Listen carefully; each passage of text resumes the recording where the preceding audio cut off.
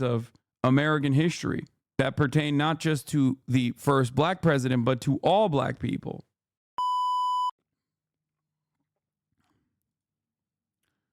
Meanwhile, conservatives who constantly chirp about cancel culture have officially canceled Tenacious D. Now, Tenacious D is a two-person band with Jack Black and his friend for like years and years at this point. Okay, it's a rock duo. They literally did a movie about it, and yet they've known each other for decades. They've operated alongside one another for decades. Jack Black, however, has ended the Tenacious D tour after bandmates Trump shooting comments. The comedy rock duo tour Tenacious D, made up of Jack Black and Kyle Gass, has canceled the rest of their tour after Gass's remarks about the assassination attempt on Donald Trump. While on stage at a concert in Sydney on Sunday, Gass was presented with a birthday cake and asked to make a wish. Does anyone have the video?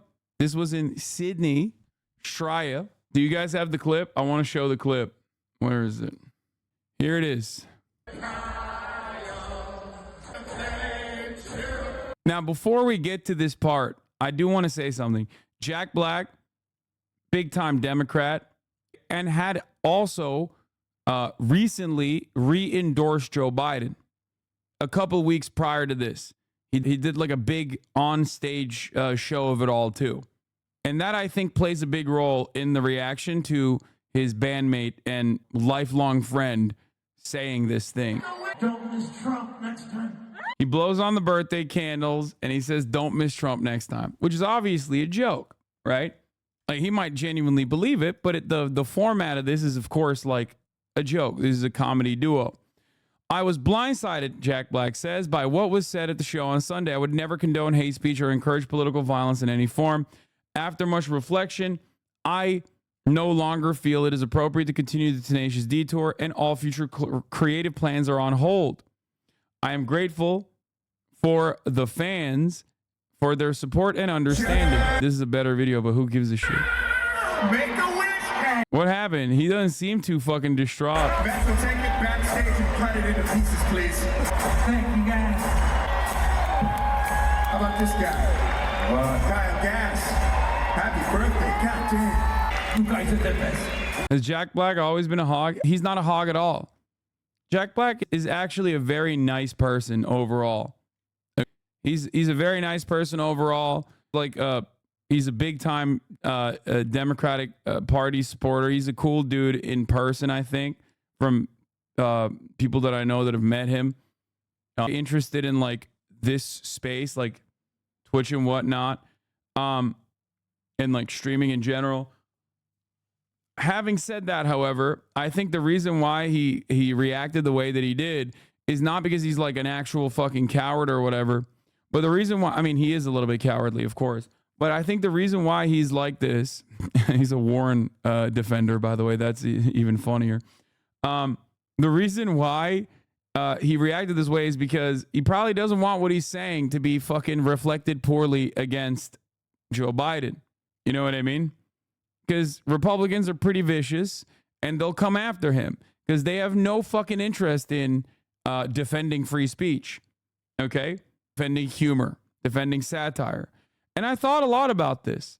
And that's why I was saying what I was saying earlier this morning, that Republicans have something like genuinely broken in their minds where like the age-old principle of like don't punch down but punch up when you're doing humor doesn't work in their understanding of the world.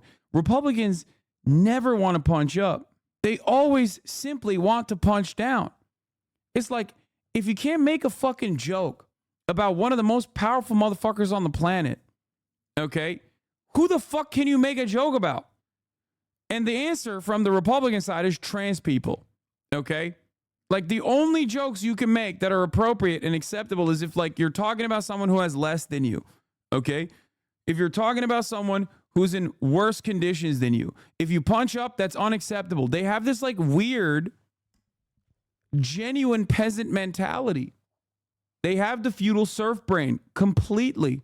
They have it locked the fuck down. They're like, no, how dare you make a joke about the motherfucking president? The motherfucking president is crazy. Where are the cancel culture warriors? Well, all of them are literally too busy canceling Jack Black and everybody else associated with Kyle Gass.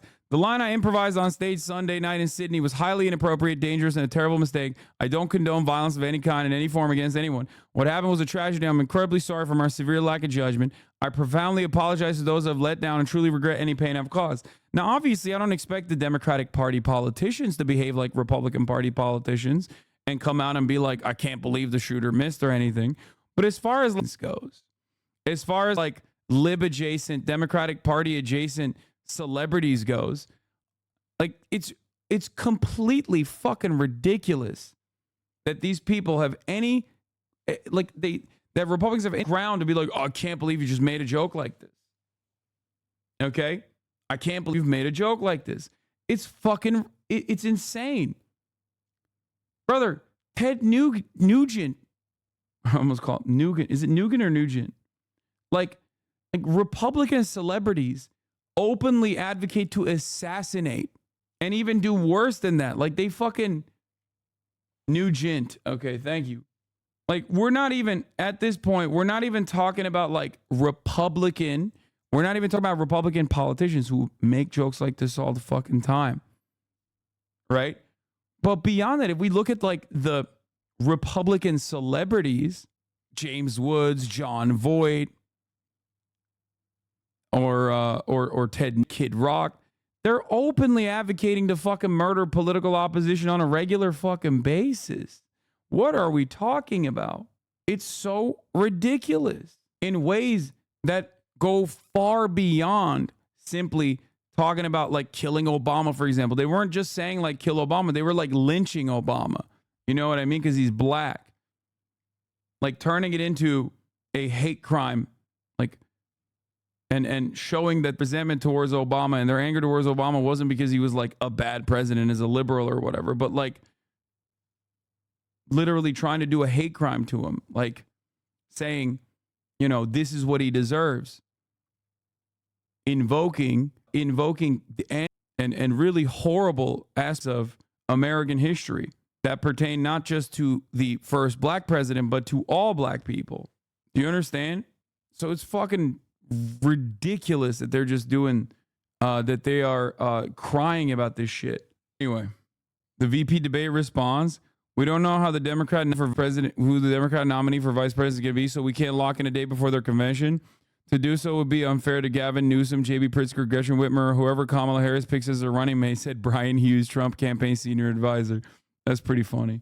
Anyway, I just, you know, if fucking Dave Chappelle made a joke saying, hi, you miss bitch, they would love that shit. No, they wouldn't. They would come after Dave Chappelle too. It's only when Dave Chappelle says trans people deserve less, which is not even a fucking structured joke, as a joke, where they go, oh, that's hilarious. I love that. You know what I mean? That's my point. They just like, in their minds, cannot comprehend punching up as a mechanism for humor. They literally operate in the exact opposite way that most people operate. That's it. This is a classic principle in comedy. It's just like, it's just, what is this? The magazine cover no one asked for?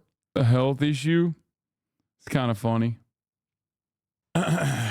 So yeah, like there's another aspect to this story as well. Which I can't believe I'm covering, but you know, one of my least favorite political commentators, if I can call him that, the perennial debate pervert himself, got banned off of Kick, a website known for distribution of CP, a website known most famously for having a bunch of pedophiles, literal pedophiles on it. Okay? And as far as I understand, Destiny was banned from Kick for 2 weeks. Why? Because he didn't sufficiently condemn the assassination attempt on Donald Trump, or making fun of the dude, Corey Contemporore or whatever, who got killed in the process. And that's fucking crazy.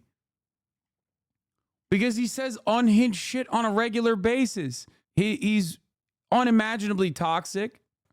And for that toxicity, especially toxicity in the form of like demanding that redneck militias mow down BLM protesters, or, you know, fucking saying trans Twitter activists are like inhuman degenerates or whatever the fuck he said, or any number of different things that he's argued for, is active genocide denial. None of that shit is a bridge too far for Kick. Some of that is exactly why he got banned from most platforms in the past. But then he fucking turned around and said something that is like just as unhinged, maybe not even as unhinged as his other commentary and other rhetoric. And they fucking banned him off the CP platform, which is ridiculous. But again, it is yet another glaringly obvious demonstration of hypocrisy. These guys don't give a fuck about cancel culture. They love cancel culture. They love that shit. This is the clip if you care. Fuck it. Fuck the dude, the firefighter guy. Fuck Trump. Fuck the people that support him. I just want you to know, okay? Just in case you're confused or it seems like I'm, you don't, whatever. If one of you were in the crowd and you're a conservative fan of mine and you end up, you know, getting blown away or whatever the fuck, I'm making fun of you the next day on Twitter. I am. 100%. Why is he addressing the conservative fans of his? Perhaps he knows that he's cultivated quite the conservative audience, which is in a state of shock right now. Anyway, so before you guys go, oh, too base, this is just what he does, man. He's a fucking debate mercenary for this reason, okay? He said unimaginably worse shit about entire communities. It's just hilarious that Kick was like, this is it. They're hypocritical as fuck. Nothing new. This is from May.